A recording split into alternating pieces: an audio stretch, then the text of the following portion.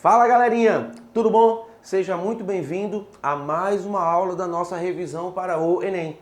Essa aula nós vamos trabalhar com as propriedades dos compostos covalentes. Lembre-se, na primeira aula nós fizemos um grande resumo a respeito das ligações. Na segunda aula nós falamos sobre as propriedades dos compostos iônicos.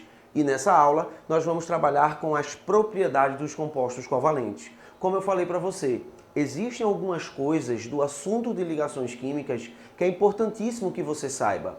É importantíssimo que você saiba, pessoal, identificar a natureza do composto. Se o composto tem uma natureza iônica, se o composto tem uma natureza covalente ou molecular, ou se o composto tem uma natureza metálica.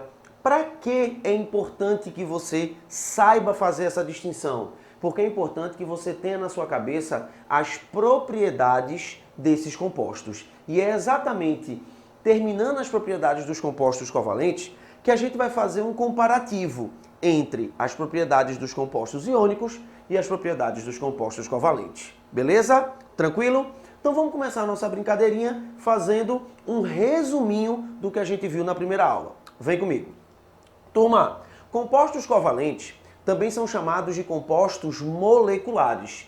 Compostos covalentes, compostos moleculares, são compostos em que os átomos eles estão juntinhos por ligação covalente. Aí você pergunta assim para mim, Flávio, relembra aí para mim a diferença entre ligação iônica e ligação covalente? Relembra por favor para mim? Relembro sem problema nenhum. Lembra, ligação iônica é a ligação que acontece com transferência de elétrons.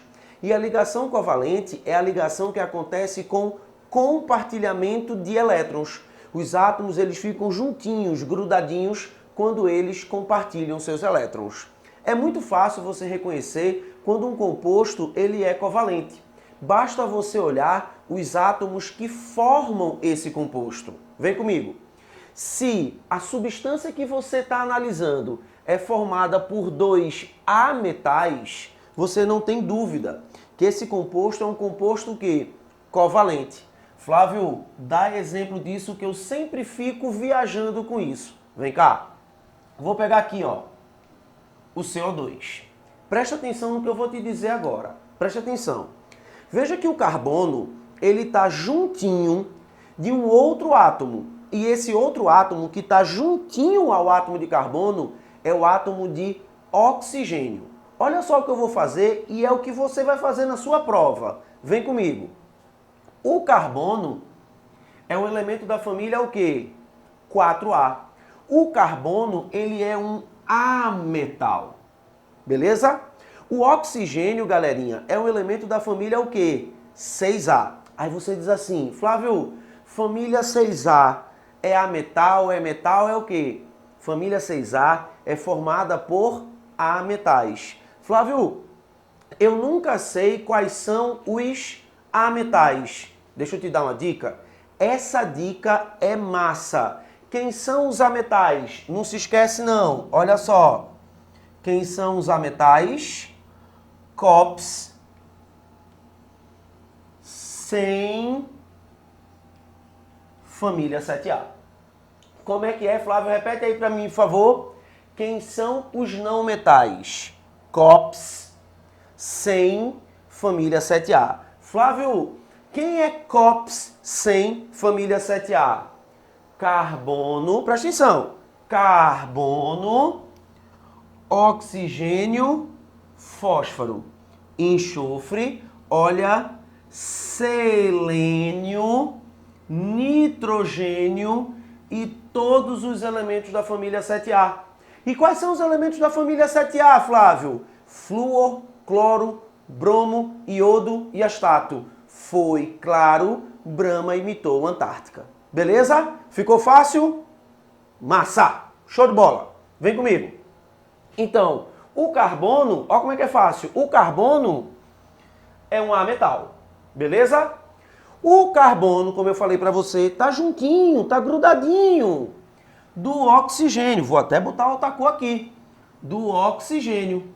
O oxigênio, vem cá, meu filho. É um ametal. Ametal mais ametal, ligação o quê?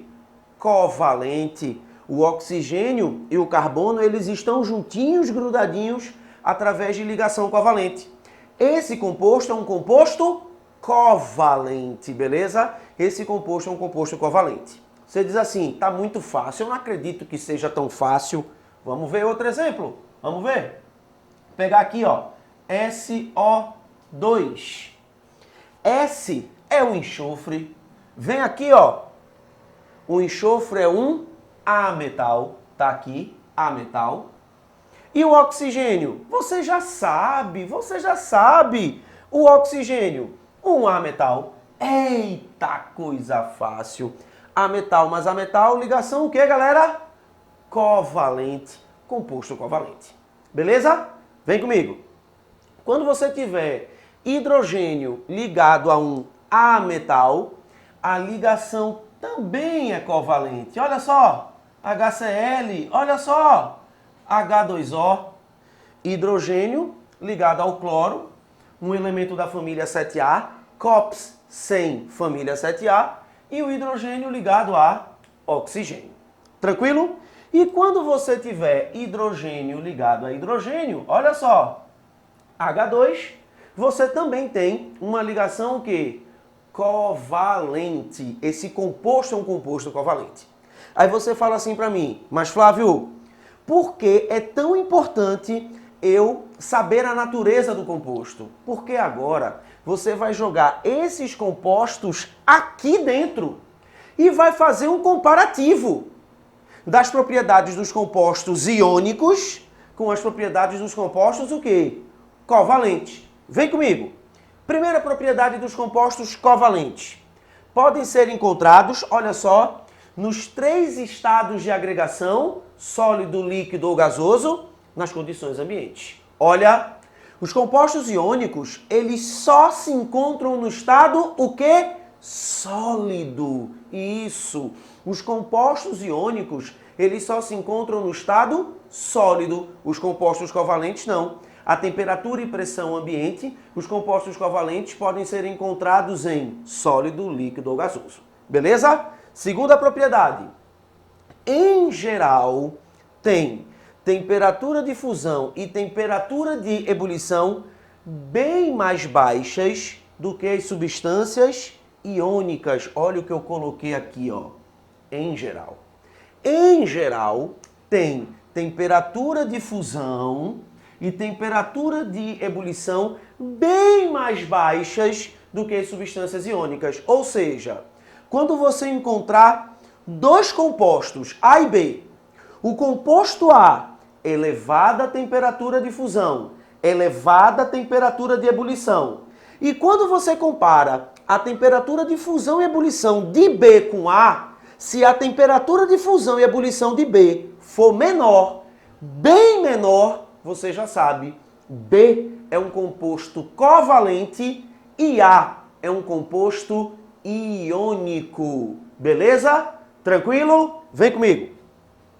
E a terceira propriedade diz o seguinte: não são boas condutoras de corrente elétrica em solução.